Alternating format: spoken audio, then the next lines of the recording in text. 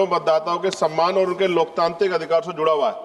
सदन जानता है कि 22 दिसंबर 1930 को बाबा साहब अम्बेडकर लंदन स्थित सेंट जेम्स पैलेस में आयोजित फर्स्ट राउंड टेबल कॉन्फ्रेंस की फ्रेंचाइज उप समिति में अपनी बात रखते हुए उन्होंने स्पष्ट कहा था कि भारत में जिम्मेदार सरकार तभी बन सकती है जब वह उन सभी नागरिकों के प्रति जिम्मेदार हो जिनके जीवन, स्वतंत्रता और संपत्ति पर वह कानून बनाती। और डॉक्टर अंबेडकर ने चेताया था कि सीमित मताधिकार अलग तंत्र को जन्म देगा और सत्ता जनता से दूर होती चली जाएगी। यह चेतावनी केवल भारत के संदर्भ में नहीं थी, बल्कि दुनिया के अनेक लोकतांत्रिक व्यवस्थाओं में भी इसका यही संघर्ष चला। ब्रिटेन ने 1928 में सार्वभौमिक वयस्क मताधिकार लागू किया। अमेरिका ने 1965 में वोटिंग राइट एक्ट इस सिद्धांत पर आधारित था कि कोई भी प्रशासनिक प्रक्रिया ऐसी ना हो जो गरीब नागरिकों, अल्पसंख्यकों और महिलाओं को मतदान से वंचित करे। न्यूजीलैंड में 1893 में महिलाओं को मतदान का अधिकार मिला और इसके पीछे यही विचार था कि नागरिकता का मूल्य किसी दस्तावेज की उपलब्धता से नहीं बल्कि व्यक्तिगत गरिमा और अधिकार से तय होता है। हमारे अपने इतिहास में भी यही संघर्ष दिखता है। 1919 की चैम्सफोर्ड सुधारों से लेकर भारत सरकार ने 1935 तक मताधिकार को संपत्ति, आय और शिक्षा जैसी उपनिवेशिक योग्यताओं से बांधा गया था। डॉक्टर अंबेडकर ने 17 मई 1929 को अपनी रिपोर्ट में लिखा था कि मताधिकार को कर्पा समझना दासता की स्वीकृति है और इसी विचारधारा ने हमेशा संविधान में आरंभ से ही सार्वभौमिक वयस्क मताधिकार को शामिल करवाई। ये उपलब्धि ब्रिटेन, अमेरिका, फ्रांस जैसे देशों की तुलना में कहीं अधिक साहसी और प्रगतिशील थी। सभापति जी, राउंड टेबल कॉन्फ्रेंस में 5 करोड़ से ज्यादा जो कमजोर वर्ग के लोग थे उनके 2 प्रतिनिधि थे, डॉक्टर अंबेडकर और श्रीनिवासन, और अधिकांश राजनेता जो पुरानी व्यवस्था थी निर्वाचन की उससे सहमत थे, जिसमें 80 लाख लोगों को वोटिंग का राइट था और वो संपन्न स्वर्ण जातियों के लोग थे।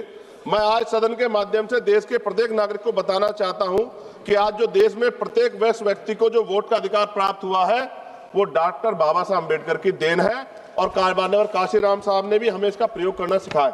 माननीय सभापति, जब SIR मताधिकार के लिए निर्वाचन आयोग द्वारा ऐसे दस्तावेज मांगे जा रहे हैं जो बड़ी संख्या में नागरिकों, विशेषकर महिला और गरीब घुमंतों, जातियों, आदिवासियों, दलितों, वन गुजरों के पास उपलब्ध नहीं है। आधार कार्ड जो देश के अधिकांश नागरिकों के पास उपलब्ध है उसे पर्याप्त क्यों नहीं माना जा रहा है? डॉक्टर अंबेडकर ने इसे अन्याय बताता और कहा था व्यक्ति जितना गरीब होगा उसके मताधिकार देना उतना ही आवश्यक होगा। और उन्होंने कहा political power is the master key by which you can open all door of your progress. भारतीय फ्रेंचाइजी समिति 1932 ने कहा था साक्षरता, बुद्धिमत्ता या राजनीतिक क्षमता का माप नहीं है। और ज्योतिबा फूले ने 1882 की हंटर कमीशन में कहा था यदि शिक्षा और अवसर बराबर नहीं है तो अधिकारों की समानता ही समाज को संतुलित रखेगी। पेरियार ईवी रामास्वामी नायकर ने कहा कि राजनीतिक अधिकार जन्मसिद्ध अधिकार है, इन्हें योग्यता के नाम पर सीमित नहीं किया जाता। चौधरी चरण सिंह जी ने भी कहा मताधिकार लोकतंत्र की नींव है। उनको तो ये भी कहना था कि भारत में मतदान करना अनिवार्य। मेरी भी मांग है कि मतदान अनिवार्य कर देना चाहिए। महामना रामसुब्रमण्यम वर्मा जी ने कहा वोट केवल राजनीतिक प्रक्रिया नहीं बल्कि सामाजिक न्याय प्राप्त करने का साधन है। SIR की ड्राफ्ट मतदाता सूची प्रकाशन में दोहरी प्रविष्टियां, मृतक घोषित किए गए जीवित लोग और अनेक गलतियों ने पूरे सिस्टम की पारदर्शिता में प्रश्न चिन्ह लगा दिया है। इस प्रकार की त्रुटियां बताती है जो 1928 और 1932 में भारतीय आयोग ने कहा था कि प्रशासन की कमजोरियां नागरिकों के अधिकार छीनने का आधार नहीं हो सकती। जी स्वरूप अभी बस कुछ रह गया थोड़ा सा। SIR के संबंध में विवाहित महिला मतदाता और BLOs की स्थिति को नजरअंदाज किया जा रहा है। जब कोई महिला 20-25 वर्ष अपने पति के साथ एक ही पते पर रहती है, उसके बच्चे भी वहीं पढ़ते हैं, तो उसको अलग से उसको लेगेसी लिंकेज क्यों मांगा जा रहा है? क्यों 20-25 वर्षों बाद भी पति के पते को और पति के मतदाता पहचान पत्र को अस्थायी क्यों नहीं माना जा रहा है? यह प्रक्रिया न केवल व्यवहारिक है बल्कि महिलाओं को मतदाता सूची से बाहर करने पर गंभीर खतरा।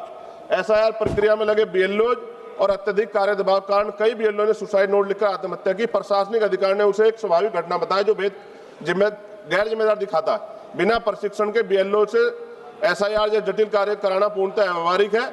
माननीय सभापति जी, हमारे संविधान निर्माता ने 1950 में वह साहस दिखाया था जो विकसित देश भी बाद में कर पाए। भारत आराम से सभी को मताधिकार देने वाला पहला बड़ा लोकतांत्रिक देश बना।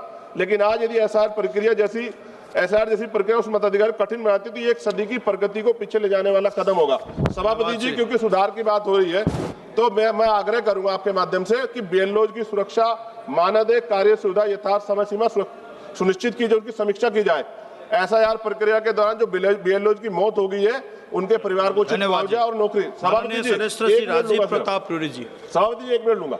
राजीव प्रताप रूडी जी, सभापति जी Please एक मिनट, conclude. ओनली एक मिनट, दो तीन डिमांड से वो पढ़नी है सर, नो ओनली राजीव दो प्रताप तीन रूडी डिमांड। जी, सभापति जी 10 सेकंड में कंप्लीट कीजिए, 10 सेकंड प्लीज, लास्ट सेंटेंस बोलिए आप। सभापति जी मेरी मांग है ईवीएम की जगह बैलेट पेपर से चुनाव हो और वीवीपैट का ईवीएम के से माननीय मिलान कराया सदस्य जाए राजीव सर। प्रताप सर साथ साथ फेज में चुनाव होते हैं, अगर एक दिन और इंतजार मतदाता कर ले क्या चला जाएगा सर?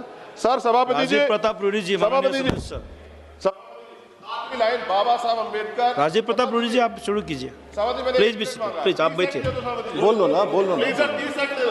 बोलो सर, माइक चला गया, 30 सेकंड दो सर, आखिरी लाइन करिए सर। सभापति जी, सभापति जी 30 सेकंड। सभापति जी आप ही सुन रूडी लो, जी आपका सभापति समय सुन लो, शुरू हो गया आप है। ही सुन लो। 10 सेकंड सर, 10 सेकंड। बाबा साहब अम्बेडकर के 4-4 बच्चों कुर्बान जो वोटिंग राइट मिला है ना सर, इसकी वजह से बड़े बड़े महने वाले बड़े बड़े नेता गरीबों की गलियों तक आते हैं। माननीय इन गलियों में राजीव दरवाजे प्रताप रूडी जी, आप रास्ता शुरू नहीं है कीजिए। सर, और ये वोटिंग राइट सर हम जाने नहीं देंगे, ये बात मैं आपके माध्यम से सरकार को, इलेक्शन कमीशन को बता रहा हूँ सर। ठीक है। धन्यवाद।